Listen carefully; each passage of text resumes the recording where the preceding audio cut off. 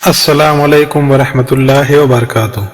عبداللہ طاہر خراسان کے گورنر تھے اور نیساپور اس کا دارالحکومت تھا۔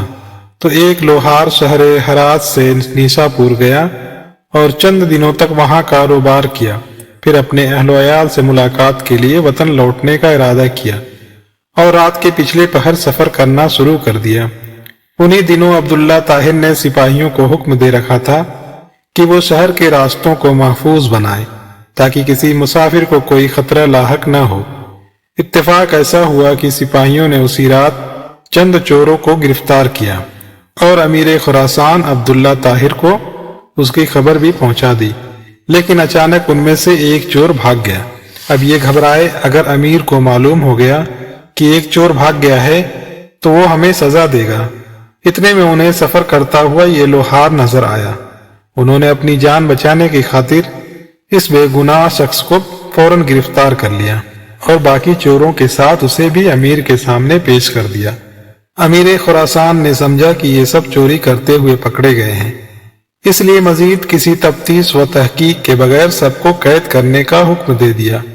نیک سیرت لوہار سمجھ گیا کہ اب میرا معاملہ صرف اللہ جل شانہ کے بارگاہ سے ہی حل ہو سکتا ہے اور میرا مقصد اسی کے کرم سے حاصل ہو سکتا ہے، لہذا اس نے وضو کیا اور قید خانہ کے ایک گوشے میں نماز پڑھنا شروع کر دی۔ ہر 2 رکعت کے بعد سر سجدے میں رکھ کر اللہ تعالیٰ کی بارگاہ میں رقت انگیز دعائیں اور دلسوز مناجات شروع کر دیتا اور کہتا ہے، میرے مالک، تو اچھی طرح جانتا ہے میں بے قصور ہوں۔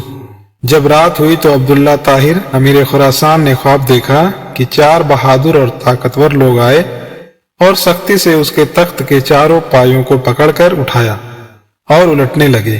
اتنے میں اس کی نیند ٹوٹ گئی۔ اس نے فوراً لا حول ولا قوت الا باللہ پڑھا، پھر وضو کیا اور اس احکم الحاکمین کی بارگاہ میں 2 رکعت نماز ادا کی جس کی طرف ہر شاہ و گدا اپنی اپنی پریشانیوں کے وقت رجوع کرتے ہیں۔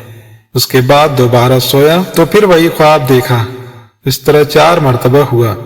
ہر بار وہ یہی دیکھتا تھا کہ 4 نوجوان اس کے تخت کے پایوں کو پکڑ کر اٹھاتے ہیں اور الٹنا چاہتے ہیں۔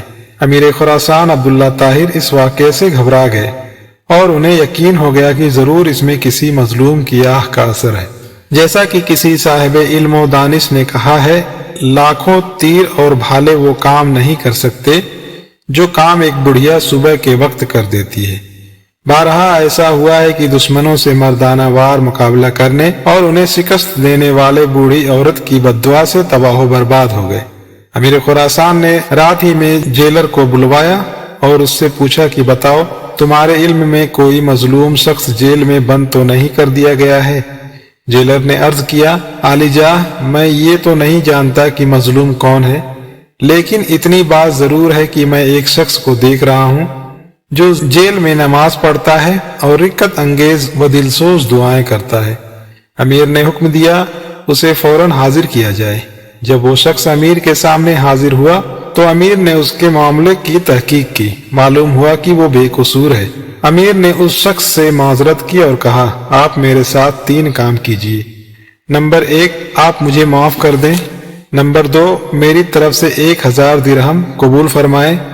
نمبر 3، جب بھی آپ کو کسی قسم کی پریشانی درپیش ہو تو میرے پاس تشریف لائیں تاکہ میں آپ کی مدد کر سکوں۔ نیک سیرت لوہار نے کہا، آپ نے جو یہ فرمایا ہے کہ میں آپ کو معاف کر دوں تو میں نے آپ کو معاف کر دیا، اور آپ نے جو یہ فرمایا کہ 1000 درہم قبول کر لو تو وہ بھی میں نے قبول کیے، لیکن آپ نے جو یہ کہا ہے کہ جب مجھے کوئی مشکل درپیش ہو تو میں آپ کے پاس آؤں، یہ مجھ سے نہیں ہو سکتا۔ امیر نے پوچھا، یہ کیوں نہیں ہو سکتا؟ تو اس شخص نے جواب دیا کہ وہ خالق و مالک جل جلالہ جو مجھ جیسے فقیر کے لیے آپ جیسے بادشاہ کا تخت ایک رات میں 4 مرتبہ اونھا کر سکتا ہے، تو اس کو چھوڑ دینا اور اپنی ضرورت کسی دوسرے کے پاس لے جانا اصول بندگی کے خلاف ہے۔ میرا وہ کون سا کام ہے جو نماز پڑھنے سے پورا نہیں ہو جاتا کہ میں اسے غیر کے پاس لے جاؤں؟ یعنی جب میرا سارا کام نماز کی برکت سے پورا ہو جاتا ہے تو مجھے کسی اور کے پاس جانے کی کیا ضرورت ہے؟ اللہ تعالی ہم سب کو نماز پڑھنے کی توفیق عطا فرمائے، آمین۔